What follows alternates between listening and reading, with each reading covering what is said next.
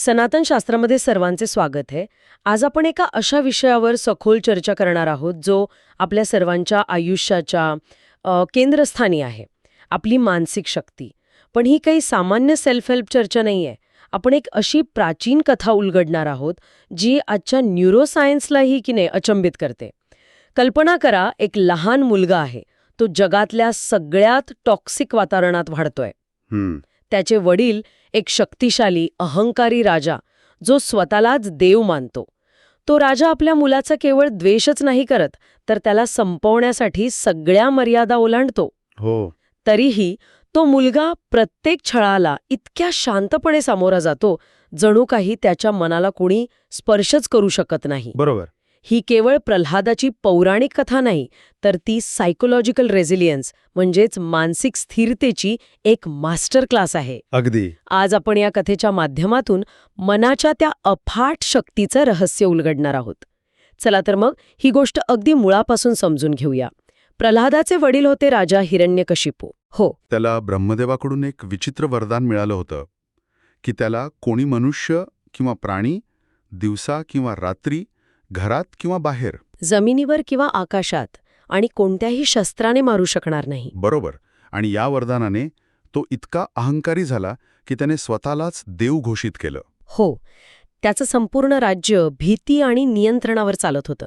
मीच देव आहे हे सगळ्यांनी मान्य करावंच, हा त्याचा एकच नियम होता. आणि याच वातावरणात प्रल्हादाचा जन्म झाला. बरोबर.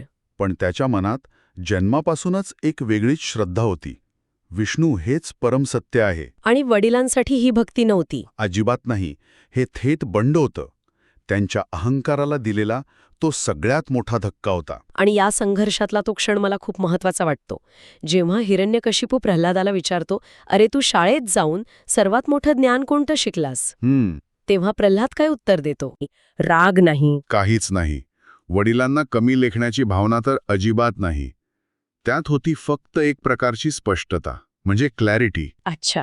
आणि इथेच आपल्याला मानसिक शक्तीचा पहिला आणि सर्वात महत्वाचा नियम कळतो. कोणता नियम? खरी मानसिक शक्ती की नाही, ती आक्रमक असण्यात किंवा प्रतिकार करण्यात नाहीये. अच्छा. ती आहे शांत आणि स्पष्ट असण्यात.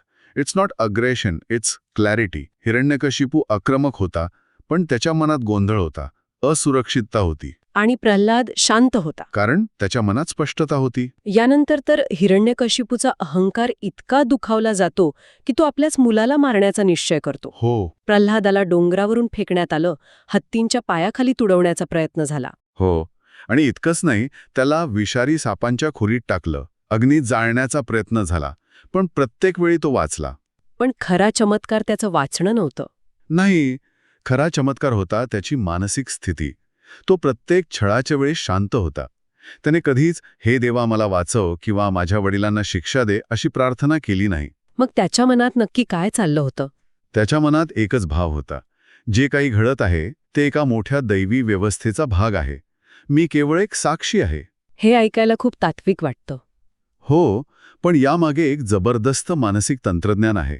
असं बघा, जेव्हा त्याला डोंगरावरून फेकण्यात आला असेल तेव्हा सामान्य माणसाच्या मेंदूत काय झालं असतं? अरे बापरे, भीतीने हृदयाची धडधड वाढली असती, हातपाय थंड पडले असते, एक प्रकारचा पॅनिक अटॅकच आला असता. अगदी बरोबर. कारण आपल्या मेंदूत ॲमिग्डाला नावाचा एक धोक्याचा अलाराम असतो. धोका दिसला की तो वाजायला लागतो आणि भीती, चिंता, राग या भावना निर्माण करतो. पण प्रल्हादाच्या बाबतीत असं दिसतं की त्या अलार्मचा आवाज त्याच्या विवेकापेक्षा मोठा नव्हता. त्याचा प्रीफ्रंटल कॉर्टेक्स, जो आपल्या मेंदूचा CEO किंवा विवेक केंद्र आहे, तो कार्यरत होता. हो, तो पूर्णपणे कार्यरत होता. तो परिस्थितीवर रिॲक्ट करत नव्हता, तो रिस्पॉन्ड करत होता. पण एक मिनिट, शांत राहणं आणि भावनिकरित्या सुन्न होणं म्हणजे इमोशनली नम होणं, यात फरक कसा करायचा? म्हणजे प्रल्हाद फक्त भावनाशून्य झाला होता का? नाही, खूप चांगला प्रश्न आहे. तो भावनाशून्य नव्हता. याला रेग्युलेटेड रिस्पॉन्स म्हणतात. अच्छा. हे गाडी चालवण्यासारखं आहे. रस्त्यावर अचानक कोणी आलं तर घाबरून डोळे झाकणे किंवा नुसता ब्रेक दाबून ठेवणे म्हणजे रिॲक्शन. बरोबर. पण शांतपणे गाडी बाजूला घेणे म्हणजे रिस्पॉन्स. भावनांना तुमच्यावर ताबा मिळवू न देणे, हेच प्रल्हाद करत होता. तो दुःख अनुभवत होता, पण तो स्वतः दुःख बनत नव्हता. म्हणजे तो स्वतःला त्या घटनेपासून वेगळं करून पाहत होता. अगदी. यालाच आजचं मानसशास्त्र सेल्फ डिस्टन्सिंग किंवा ऑब्झर्व्हर कॉन्शियसनेस म्हणतं. म्हणजे कसं? हे असं आहे, जसं की तुम्ही सिनेमा पाहत आहात. पडद्यावर दुःखद प्रसंग चालू आहे, तुम्हाला वाईट वाटते, पण तुम्हाला हेही माहीत आहे की मी त्या कथेतला नाही, मी फक्त पाहणारा आहे. प्रल्हाद आपल्या आयुष्याकडे, त्या छळाकडे याच साक्षी भावाने पाहत होता. तो असं म्हणत नव्हता की माझ्यासोबत हे घडत आहे, तो पाहत होता की हे घडत आहे. ठीक आहे, पण या सततच्या छळामुळे शरीरात स्ट्रेस हॉर्मोन्स तयार होतात, म्हणजे कॉर्टिझॉल आणि एड्रेनलिन. हो. याने तर शरीर आणि मन दोन्ही खचतं. हं. तो शारीरिक आणि मानसिकरित्या कसा टिकला? इथेच आपल्याला एक अत्यंत महत्वाचा नियम कळतो, जो मानसशास्त्रज्ञ विक्टर फ्रँकल यांनी सांगितला आहे. अच्छा. ते म्हणतात, दुःख माणसाला तोडत नाही, अर्थहीन दुःख माणसाला तोडतं. वा. ज्या दुःखाला काहीच अर्थ नसतो ते माणसाला आतून पोखरतं. पण जर त्या दुःखाला काहीतरी अर्थ असेल तर माणूस ते सहन करू शकतो. म्हणजे प्रल्हादासाठी प्रत्येक छळ हा त्याच्या निष्ठेचा पुरावा होता, एका मोठ्या सत्यासाठी दिलेली परीक्षा होती. त्यामुळं त्याला वेदना जाणवल्या, पण त्या वेदनांनी त्याला तोडलं नाही. तो अर्थ त्याच्या शरीरात स्ट्रेस हॉर्मोनचा घातक प्रभाव होऊ देत नव्हता. तर या शक्तीचा नेमका स्रोत काय होता? हे सगळं करण्याची ताकद त्याला मिळत कुठून होती? असं आहे की या शक्तीमागे 3 मुख्य आधारस्तंभ होते. पहिला, देहाच्या पलीकडील ओळख. तो स्वतःला हिरण्यकशिपूचा मुलगा किंवा छळ होणारे शरीर मानतच नव्हता. तो स्वतःला काय मानत होता? तो स्वतःला आत्मा समजत होता, एक अशी चेतना जी अविनाशी आहे. दुसरा आधारस्तंभ होता कमकुवतपणाशिवाय स्वीकृती, म्हणजे परिस्थितीला भावनिक विरोध न करणे. म्हणजे हे असं का घडतंय असं न म्हणता. हो, हे असं का घडतंय म्हणून रडत बसण्याऐवजी हे घडत आहे, आता यावर माझा सर्वोत्तम प्रतिसाद काय असू शकतो हा विचार करणे. आणि तिसरा आधारस्तंभ? तिसरा आणि सर्वात महत्वाचा होता दैवी व्यवस्थेवर पूर्ण विश्वास. पण इथे एक प्रश्न येतो, म्हणजे हा एक प्रकारचा फेटलिझम नाही का? नशिबावर हवाला देण्यासारखं, जे होईल ते बघू, ही वृत्ती निष्क्रिय बनवत नाही का? नाही, नाही. हा आंधळा विश्वास नव्हता. ही एक खोल समज होती की विश्व एका मोठ्या नियमाने चालतं आणि त्या नियमात प्रत्येक गोष्टीला एक स्थान आहे, एक अर्थ आहे. अच्छा. ही वृत्ती माणसाला निष्क्रिय नाही तर निर्भय बनवते, कारण मग भीतीची जागा विश्वासाने घेतलेली असते. आणि मग कथेचा तो कळस येतो. हिरण्यकशिपू संतापाने एका खांबाकडे बोट दाखवून ओरडतो, कुठे आहे तुझा विष्णू? या खांबात आहे का? हो. आणि प्रल्हाद शांतपणे उत्तर देतो, तो सर्वत्र आहे. आणि राजा त्या खांबावर गदेने प्रहार करतो आणि त्यातून नरुसिंहाचा अवतार प्रकट होतो, अर्धा सिंह अर्धा मनुष्य. आणि तो हिरण्यकशिपूला मारतो. हो, तो त्याला राजवाड्याच्या दारात आपल्या मांडीवर घेऊन आपल्या नखांनी संध्याकाळच्या वेळी मारतो. ब्रह्मदेवाचे सर्व वरदान पाळले जातात, पण हिरण्यकशिपूचा अंत होतो. पण इथे लक्ष देण्यासारखी गोष्ट म्हणजे यानंतर प्रल्हाद काय करतो? काय करतो तो? तो सूड घेत नाही, तो विजय साजरा करत नाही, तो सिंहासनावर बसून अहंकारी बनत नाही, तो शांत राहतो. म्हणजे हे दाखवतं की त्याची मानसिक स्थिती केवळ दुःखातच नाही तर सुखातही, विजयातही स्थिर होती. त्याच्या मज्जासंस्थेला म्हणजे नर्वस सिस्टमला विजयातून मिळणाऱ्या डोपामिनचं व्यसन नव्हतं. तो सुख आणि दुःख या दोन्ही लाटांवर स्वार होऊ शकत होता. आणि भगवान विष्णू त्याला वरदान मागायला सांगतात, तेव्हा तो काय मागतो? इथेच मानसिक शक्तीचा खरा कस लागतो. तो स्वतःसाठी काहीच मागत नाही. काहीच नाही. तो म्हणतो, माझ्या मनात इच्छेचा शेवटचा अंशही शिल्लक असेल तर तो काढून टाका. कमाल आहे. विचार करा, ज्याला सत्ता भ्रष्ट करू शकत नाही आणि वेदना तोडू शकत नाही, ती व्यक्ती खऱ्या अर्थाने स्वतंत्र असते. हीच ती खरी शक्ती आहे. ही गोष्ट खरंच केवळ पौराणिक नाही, तर ती एक मानसिक रोडमॅप आहे. पण या रोडमॅपचा वापर आजच्या ऑफिसमधल्या हिरण्यकशिपूंचा सामना करण्यासाठी कसा करायचा, किंवा अपयशाच्या अग्निपरीक्षेतून जाताना कसा करायचा? नक्कीच. यातनं आपण आजच्या जीवनासाठी काही व्यावहारिक गोष्टी घेऊ शकतो. समजा, माझ्या एका मित्राला ऑफिसमध्ये खूप त्रास दिला जातोय. तो हुशार आहे, पण त्याचा बॉस त्याचं श्रेय घेऊ पाहतो, त्याला सतत कमी लेखतो. अशा परिस्थितीत शांत रहा हे सांगणं सोपं आहे, पण करायचं कसं? बरोबर. अशा टॉक्सिक वातावरणात काय करायचं? प्रल्हादाकडून आपण शिकू शकतो की बाहेरील वातावरणाशी सतत लढण्यापेक्षा आपली आंतरिक शांतता जपणं जास्त महत्वाचं आहे.